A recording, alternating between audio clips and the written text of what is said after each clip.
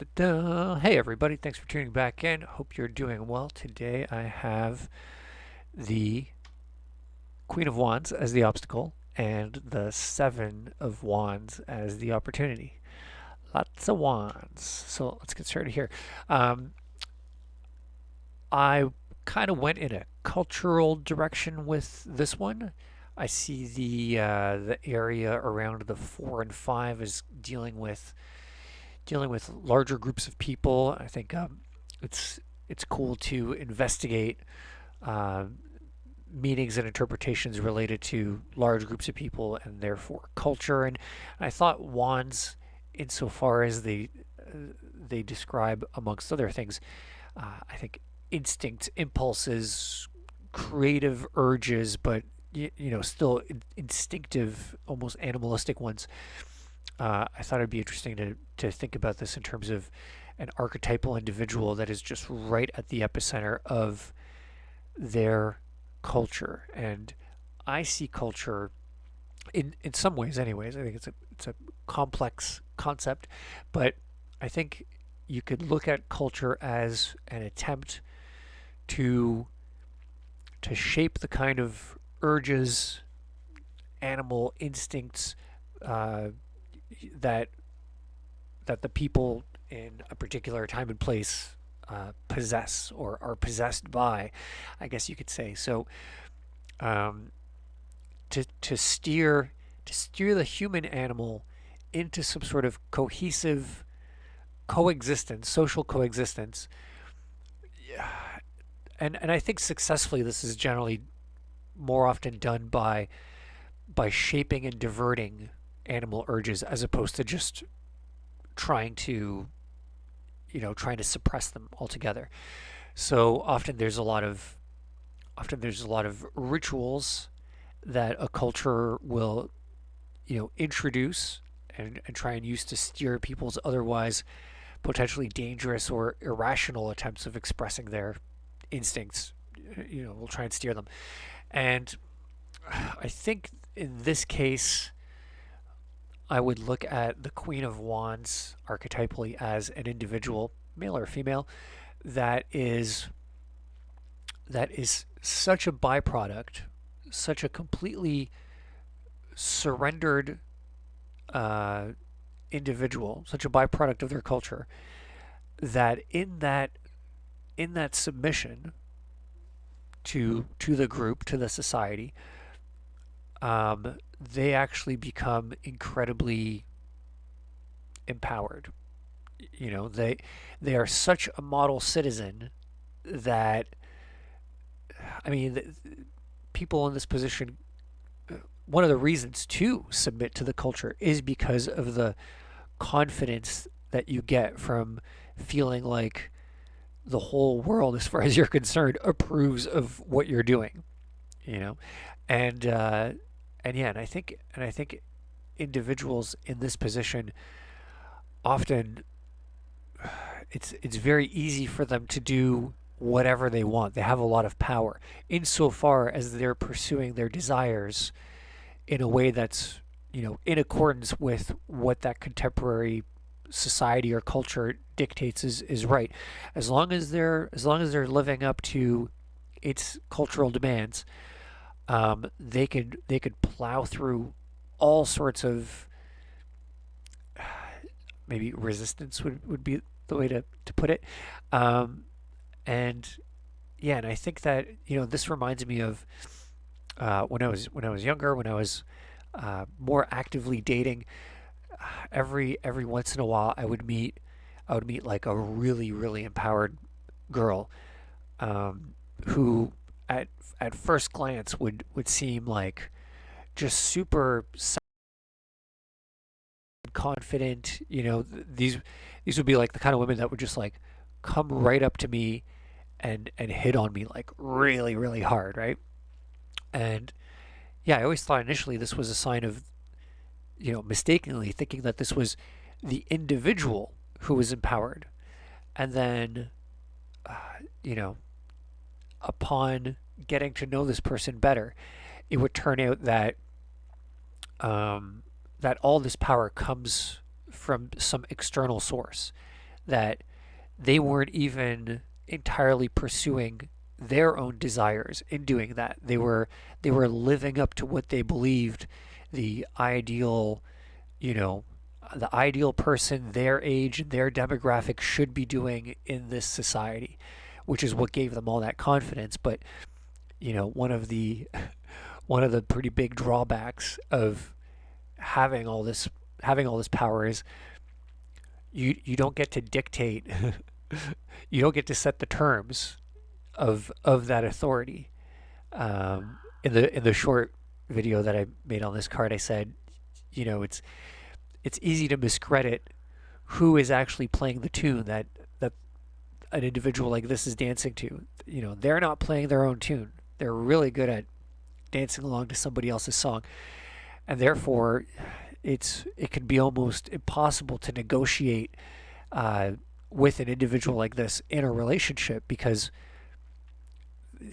they're not making decisions for what to do with their life. And if the whatever the cultural power, if the society shifts gears or changes direction, then maybe whatever plans you had with them in whatever kind of relationship, I'm guessing sexual or creative relationship, but whatever direction you thought you were going with in your relationship with this person, it's not really that much about you and that person.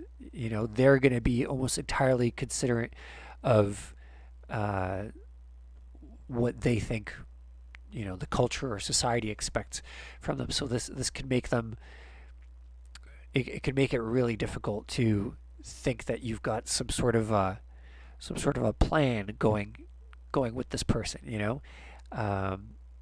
Yeah, I think that, I think the big possibility for a mistake, maybe even a crucial one, especially relationship wise, is thinking that this person is strong in an independent way, as opposed to strong in a submissive way, and they're submitting to this thing that's larger than them. So I think that's something to watch out for there. I think an analogy also, like, is, when you think of like soldiers or warriors of whatever kind, it's like they're powerful and dangerous insofar as they're carrying out the orders of some higher authority. If you just leave them on their own, they're kind of like, they don't have any of that initiative, right? So it's like, if somebody orders one of these soldiers to protect you, it's like, don't mistake that for that soldier themselves valuing you in some way where it inspires them to protect you. It's like, it's not about that. It's like they're just carrying out the instructions of that higher authority, of that higher power. Then seven of wands. I think this is the most, I think it's got potential anyway, strong potential to be the best sexy time card. I think insofar as, I think the opportunity here is to engage in just like an enjoyable, impulsive activity, creative, sexual, with another individual. I'm guessing that this is gonna happen with someone that you're close with, that you're intimate with. That it's, generally, we're more like this kind of character. Generally, we have this veneer of, cultured behavioral norms. We don't really get to, quote unquote, let our hair down around everyone, especially not in public, around, people we don't know. I think this card represents the kind of activities that you can enjoy with someone that you're really close with, probably in the privacy of your own home. But yeah, doesn't even necessarily have to be sexual. One of the things that I kind of thought of when I was thinking about this was the different kinds of ways in which you can enjoy a meal together with someone. Often, if you don't know someone too well, or if you're in a professional setting, or if it's a first date or something, and enjoying food is often a pretty curated, pun intended, it's a curated activity. Sit up straight, no elbows on the table. You don't want to eat like a pig or whatever analogy. Um, but then most of us have someone with whom we we can do quite the opposite. We can like get that delicious, disgusting junk food or something, we could pig out with them.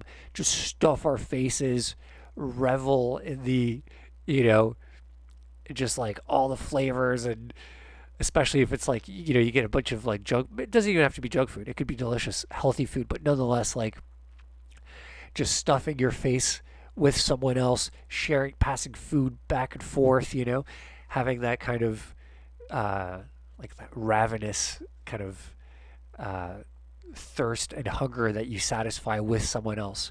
And of course, this could also apply to other quote unquote activities.